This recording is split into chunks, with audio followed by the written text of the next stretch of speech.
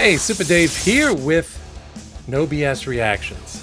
First time, long time, because I've been on, for me, an unprecedented streak of interviews that have kept me busy for the last month and a half, give or take. If you haven't seen all those, go check them out. We've got veterans of the genre, we've got newbies coming out with brand new albums and debut albums and all that kind of stuff. I got a lot of interviews in. So if you haven't seen them, go hunt them down, go check them out. If you have any interest in prog at all, this is the stuff you want to be checking out and listening to. Meanwhile, yes, it's been a long ass time since I did any reactions. Figured I'd get back on the horse a little bit, get back to that, and pick up where I left off a little bit. And where does that leave us? Well, been doing a bunch of things, but what happened since basically the last time I did a reaction video was one individual by the name of David Gilmour came out with a new song. So of course, if you've been around, if you've seen some of my reactions, you're familiar, you know I know Pink Floyd, I'm sure you know Pink Floyd. And you know David Gilmour is probably, other than Roger Waters, and in a different way, Syd Barrett, is the biggest figure within the band. He might be arguably the biggest figure in the band because he was one of the three guys remaining in Pink Floyd and probably the biggest of the three remaining in Pink Floyd after Waters departed. And if you have seen my reaction to Roger Waters' redux of Time from Dark Side of the Moon, about 7 months back or so, you'll know I'm not exactly a Roger Waters fan. It is safe to say I am very much Team Gilmour when it comes to Pink Floyd, although I will admit to a large extent that I don't think the band would have existed as we know them in their classic sense without both of these guys present. And I will admit in many ways, Roger Waters probably was the primary creative force for what was happening at that time. But to me, as far as the musicality and the creative force in the music, that's more Gilmour in many ways. I could be wrong about that, but that's the way I've usually perceived it. I've seen him as the more talented musically of the two. Maybe not the more talented in the sense of creatively and writing and lyrics of the two. I'm sort of passingly familiar with his solo albums, mostly with About Face.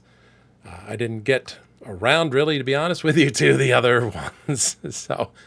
But in Murder, he writes something classic that would have fit in Pink Floyd's repertoire perfectly. So that, to me, shows that he was able to produce that kind of music, whereas I don't feel that Waters was as successful as a solo artist as Gilmour was.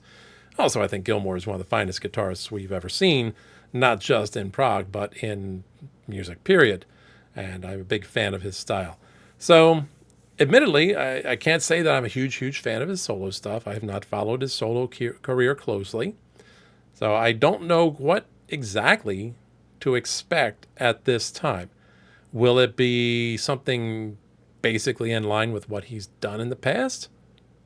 Probably, possibly. Will it be something really different from what he's done? I lean towards saying my expectation is for the former, just because that's what I expect, I suppose. I've never known him to be what one would call an experimental musician or experimental artist. I think he knows his wheelhouse and he tends to stay there. And not because he can't do more, but because I think this is what he wants to do. But I don't know. I've never talked to the man. With any luck, I will correct that between now and September when the new album, Luck and Strange, comes out. So we'll see what happens there. I don't know. But meanwhile, the first single coming from that album was released about a month ago. It's called The Piper's Call.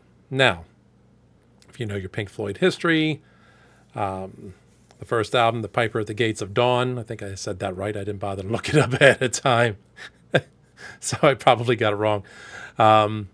But that was way back when Syd Barrett was the leader of Pink Floyd, and it was very, very psychedelic. And of course, Gilmour and Barrett were good friends. So I hear that title and I'm called back to Pink Floyd's debut album And I'm left wondering, is this in some way an ode to his friend Barrett, who passed away some years ago?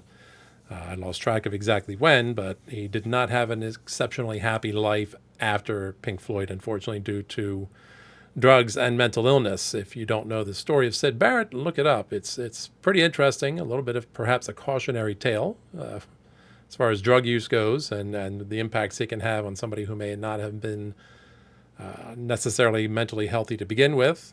It's hard to say what triggered what.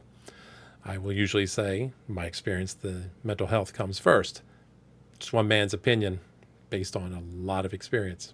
So anyway, I digress. So let's check it out. Let's see what, I figure it's fair. I got into Roger Waters' thing and kind of ripped him.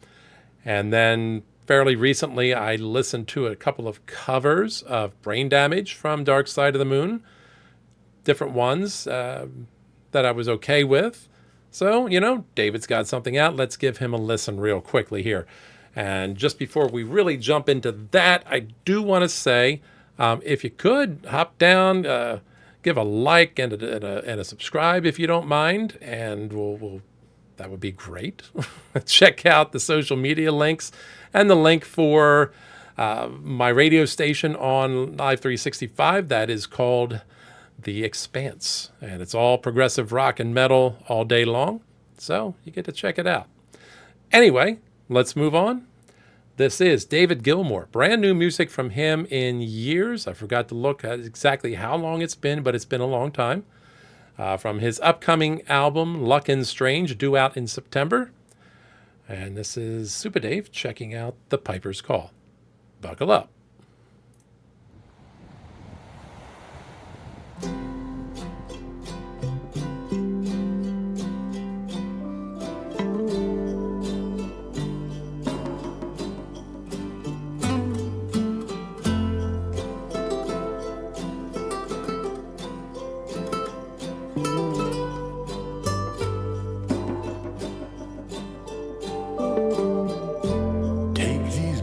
Everlasting, can't undo that voodoo that you do, and the knots that we fasten will not work themselves loose. Whatever it takes, steer clear of the snakes.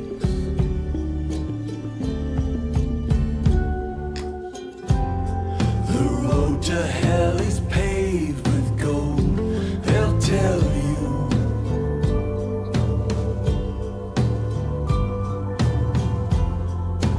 All the things that you don't need, they'll sell you.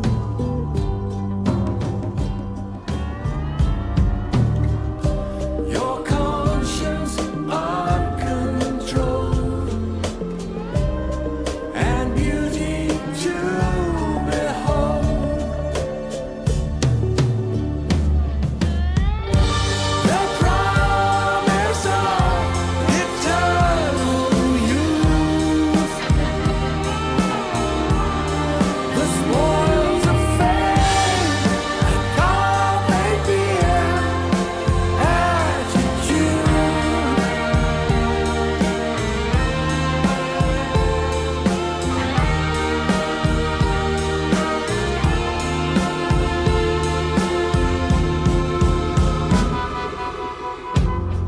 The flames are high. Okay, wow. It's both expected and unexpected for me, to be perfectly honest. To me, this is Gilmour in his wheelhouse. And the layers that get built on as this verse to bridge to chorus builds in, and little things here and there. I don't know who's playing the steel guitar, but I mean, it got me immediately. David Gilmour is on a ukulele, which of course he can play a ukulele, but who expected that? I don't know that I've ever seen him or heard him pick up a ukulele before. So that was kind of a cute little thing. I almost paused and made a comment, but it seemed a little bit overkill. Then leading in with that acoustic guitar, with him, with that deft touch he has, and just so good at choosing the notes and the spaces between the notes. Classic Gilmour all the way through. And lyrically, I'm not sure who's writing them for him this time. I know his wife has often written lyrics for his music and for Pink Floyd's music in their later days under him. So I don't know if this was her again, but this time I taking some feedback from viewers. I'm not looking at the lyrics at the same time I'm listening to the music, although of course there's a video that can distract me a little. But so I focused on that. I didn't catch them all, but what I heard was pretty good stuff. Actually, quite nicely written, very nicely phrased by Gilmour, who is in as good a voice, I think, as I've ever heard him. He sounds amazing. But there's this depth and this world-weary wisdom to the lyrics that I'm hearing so far that really put me in mind of Peter Gabriel and I.O. last year. That certain sense of an artist who is very late in his career and late, let's be honest, in life, and the reflection upon that life and the world around him and all that comes with that age and that time spent observing and all that. So even if he didn't write the lyrics, they fit so well. And I don't know how old his wife is. I don't know if that was her sitting next to him in the video, in which case she looked, either she's a good bit younger than him or, damn, girl, you're looking good for the age. So, it fit him so well. But I don't know if that's just because they are sharing similar perspectives, or if she just, I don't know, is very good at putting herself in his place, or if somebody altogether differently wrote it. However, but to put this in context along with the album I.O., I just felt like the tone and the sound and the lyrics put me made me think in a very similar vein. I guess that's the way to say it. Meanwhile, the layering as they add the strings and the keys and the drums, just gorgeous, just beautiful. It took me by surprise because I've typically, what I've known of his solo stuff, and as I said earlier, it's a little bit of a limited knowledge, mostly due to time more than anything, mostly due to not being amazed by anything on About Face other than Murder. So I probably kind of bailed on it later on.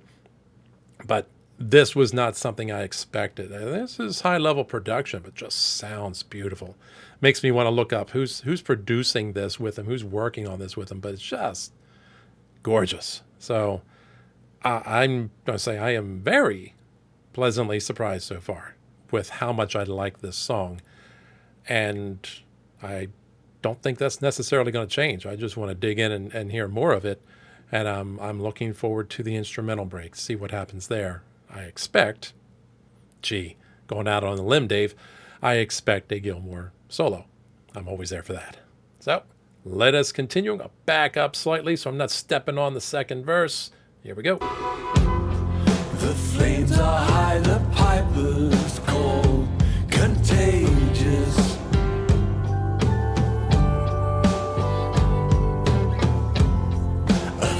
Who will numb your pain and strangeness.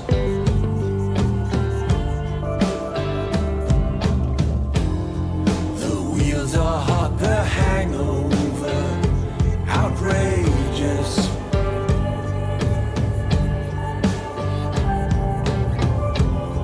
This dealer, he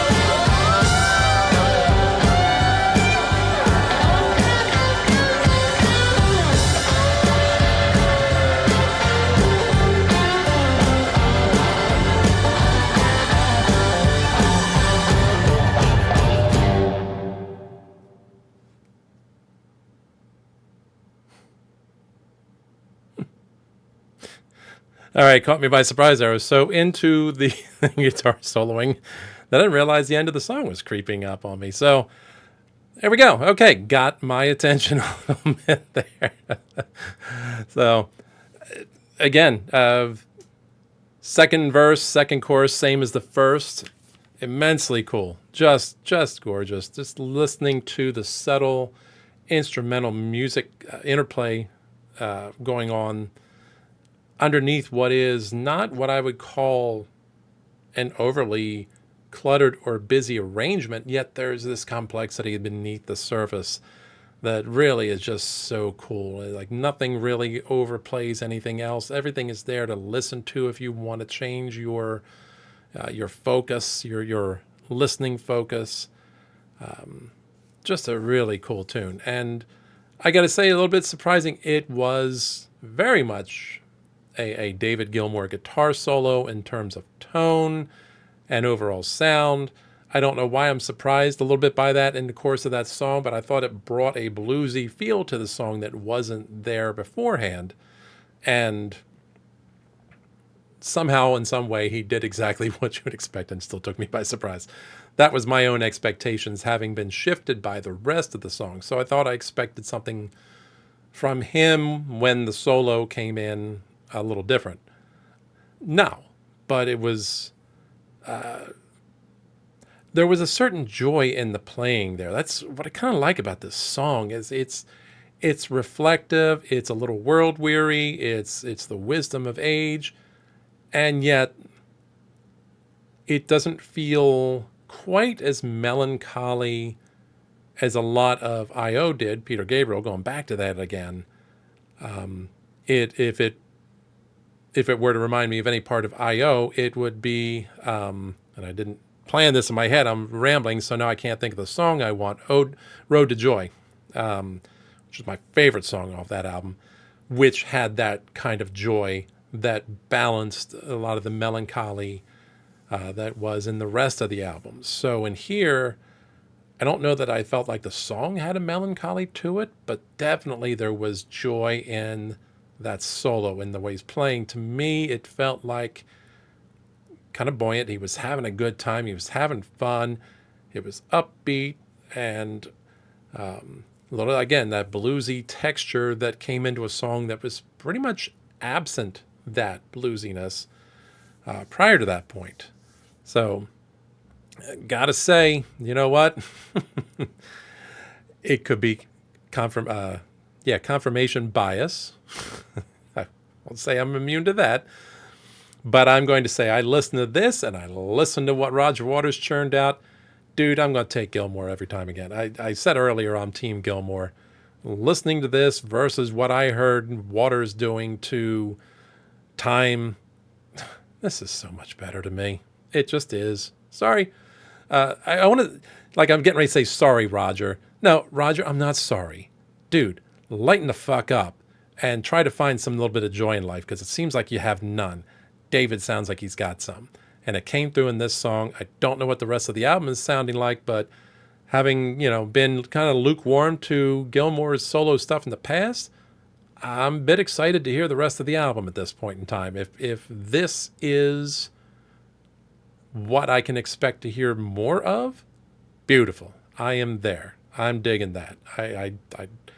It could be like Murder on About Face, where it's the only song that makes a long-term impression. We'll see, but that's good enough for me right now. Digging that song, and I'm sorry I blew it off as long as I did to wait and do a pristine reaction for it. I've not listened to it for the month that it's been out. Haven't even put it on The Expanse, which, oh, by the way, I'm going to go do now. Going to take care of that now. So those are my thoughts. What do you think? What's your opinion? Are the Roger Water fans out there ready to lambaste me? Do it respectfully. Be nice. Be constructive. Give me your points. Gilmour fans, did you not like this? Do you think I'm off the beam here on this, and you're thinking this is substandard? I wouldn't agree, but tell me what you think. And, tell me your thoughts on the upcoming album and the Pink Floyd feud, whatever you want to say. Just drop some comments. That'd be very cool. And that's all I got for you at this point in time. So until next time, as always, I'm going to remind you, Never fear to deviate from the norm. Keep it proggy. And this is Super Dave, signing off.